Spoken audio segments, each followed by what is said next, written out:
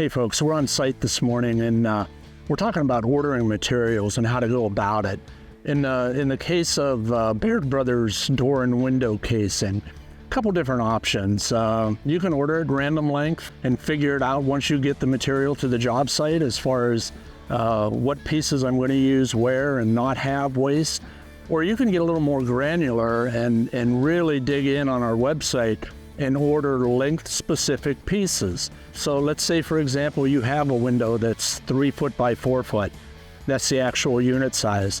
So with the miters, whether you're using a 2.5 casing or a 3.5 casing, a general rule of thumb, a 3 foot by 4 foot window is going to take 2 4-foot pieces and 2 5-foot pieces to accommodate your miters and have the additional length to do that. Taking into account if you're using a window sill, that may change your leg height on your left and right hand side legs.